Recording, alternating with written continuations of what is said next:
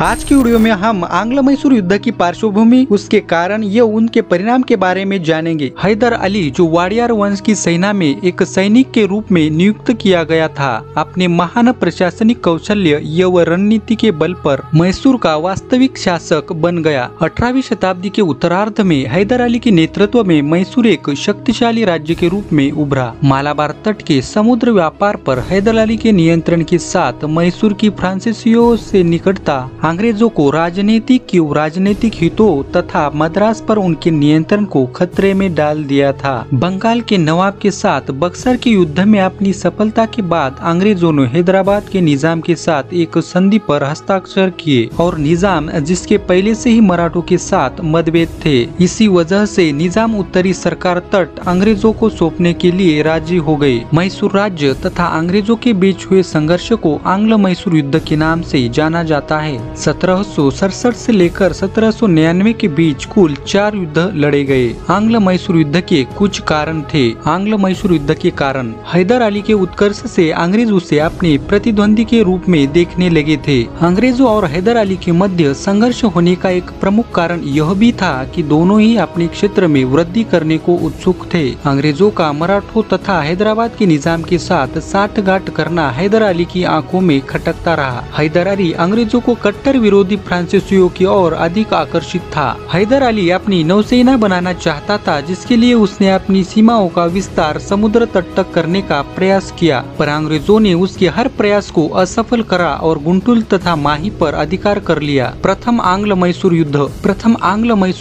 1767 से लेकर 1769 के बीच लड़ा गया। इस समय बंगाल प्रांत के गवर्नर रॉबर्ट क्लाइव थे। अंग्रेजों ने मराठों और हैदराबाद के निजाम के साथ मिलकर मैसूर पर हमला किया। अंग्रेजों का नेतृत्व जनरल जोसेफ स्मिथ ने किया था। हैदर अली ने कूटनीति का प्रयोग किया, जिसमें मराठों को 53 लाख रुपए और हैदराबाद के निजाम को कुछ प्रदेश देकर अपनी तरफ मिला लिया और इस युद्ध में अंग्रेजों को बुरी तरह हराया। उसने मराठों और निजाम के साथ मिलकर मद्रास को घेर लिया, जिसमें अंग्रेज बुरी तरह भयभीत हो गए। इसी वजह से उन्होंने संधि कर ली, मद्रास की संधि। प्रथम आंग्ल मैसूर युद्ध की समाप्ति मद्रास की संधि से हुई। यह संधि 4 अप्रैल 1769 को की गई। इस संधि के तहत अंग्रेज बंदियों को छोड़ दिया गया। दोनों ने एक दूसरे के क्षेत्र पर कब्जा छोड़ दिया। अंग्रेज युद्ध के दौरान हुई युद्ध हानि का जुर्माना भरेंगे और अर्काट के नवाब मैसूर राज्य को सालाना 6 लाख रुपए देंगे। यह किसी भी विपत्ति के समय दोनों एक दूसरे का सहयोग करेंगे। परंतु अंग्रेजों ने धोखा दिया। 1771 में जब तीसरी बार मराठियों ने मैसूर पर आक्रमण किया, तब अंग्रेजों ने हैदर अली की सहायता करने से इनकार कर दिया, जिस कारण हैदर अली अंग्रेजों से नफरत करता रहा। द्वितीय आंग्ल मैसूर युद्ध 1780 से 1784 के बीच लड़ा गया। प्रथम युद्ध की संधि केवल नाममात्र थी। संधि होने के बावजूद भी अंग्रेज तथा हैदर अली के मध्य अच्छे संबंध नहीं थे। अंग्रेजों को बस अपना काम निकालना था। 1773 में गवर्नर जनरल का पद शुरू हो गया था। 1780 के दौरान बंगाल का गवर्नर जनरल वारंग हेस्टिंग था। द्वितीय आंग्ल मैसूर युद्ध में हैदर अली ने मराठों एवं हैदराबाद के निजाम के साथ मिलकर अंग्रेजी सेना के साथ युद्ध किया। अंग्रेज कर्नल बेली को हराकर कर्नाटक की राजधानी अर्काट पर अधिकार कर लिया, परंतु 7 दिसंबर 1782 में हैदर अली की मृत्यु हो गई। हैदर अली की मृत्यु के बाद उनके बेटे टीपू सुल्तान अगले मैसूर के शासक बने। टीपू सुल्तान ने यह युद्ध आगे जारी रखा। मार्च 1784 में टीपू सुल्तान ने अंग्रेजों के साथ मंगलोर की संधि की। इस संधि के साथ ही द्वितीय आंग्ल मैसूर युद्ध का अंत हुआ। मंगलोर की संधि 11 मार्च 1784 को हुई। इस संधि के तहत अंग्रेज और टीपू सुल्तान एक दूसरे के विजित क्षेत्र एक दूसरे को लौटाएंगे। इस संधि के तहत कैदियों को भी रिहा करेंगे। अंग्रेज टीपू सुल्तान को मदद करेंगे। तृतीय आंग्ल मैसूर युद्ध 1790 से 1792 के बीच लड़ा गया। अंग्रेजों की शासन नीति के अनुसार युद्ध के बाद होने वाली संधियां केवल अगले आक्रमण से पहले आराम भर होती थी। अंग्रेजों ने इसी नियम से मंगलोर की संधि भी करी थी। 1790 में लॉर्ड कॉर्नवालिस ने मराठों और निजामों के साथ मिलकर टीपू सुल्तान के विरुद्ध एक त्रिदलीय संगठन बना दिया। 1792 को लॉर्ड कॉर्नवालिस के नेतृत्व में अंग्रेजी सेना ने वेल्लोर, अंबुर तथा बेंगलोर को जीत लिया और श्रीरंगपट्टनम श्रीरंगपट्टनम को घेर लिया। टीपू सुल्तान ने इसका विरोध करते हुए युद्ध जारी रखा, लेकिन टीपू सुल्तान को इस युद्ध में जीत हासिल करना असंभव है ऐसा लगा तो उसने एक संधि कर ली। 1792 में श्रीरंगपट्टनम की संधि से तृतीय आंग्ल मैसूर युद्ध समाप्त हुआ। श्रीरंगपट्टनम की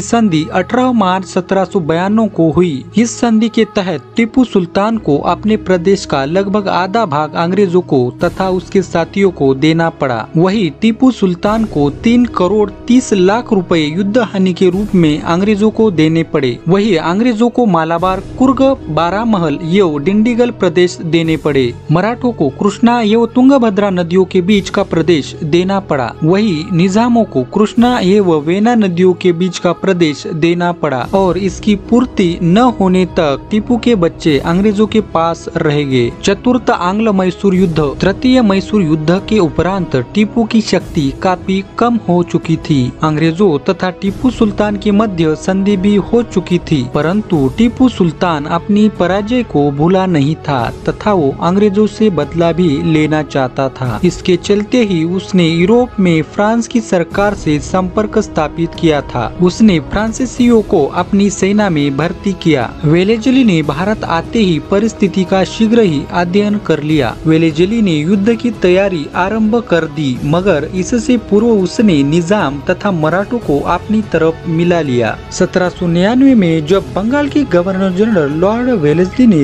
टीपू सुल्तान के पास सहायक संधि का प्रस्ताव भेजा, जिसे टीपू सुल्तान ने अस्वीकार कर दिया। यही चतुर्थ आंग्ल मैसूर युद्ध का मुख्य कारण बना। इसी के बाद लॉर्ड वेलेजली ने मैसूर पर आक्रमण कर दिया और अंत में 4 मई 1799 में चतुर्थ आंग्ल मैसूर युद्ध में लड़ते हुए टीपू सुल्तान की श्रीरंगपट्टनम के दुर्ग के पास मृत्यु हो गई और इसी के साथ आंग्ल मैसूर युद्ध भी समाप्त हो गया। युद्ध के परिणाम चतुर्थ आंग्ल मैसूर युद्ध 17 अप्रैल 1799 को प्रारंभ हुआ और 4 मई 1799 को उसके पतन के साथ युद्ध समाप्त हुआ। टीपू को पहले ब्रिटिश जनरल स्टुअर्ट ने पराजित किया और फिर जनरल हैरिस ने। लॉर्ड वेलेजली के भाई ऑर्थर वेलेजली ने भी युद्ध में भाग लिया। मराठों और निजामों ने पुनः अंग्रेजों की सहायता की, क्योंकि मराठों को टीपू के राज्य का आधा भाग देने का वादा किया गया था। यह निजाम पहले ही सहायक संधि पर हस्ताक्षर कर चुका था।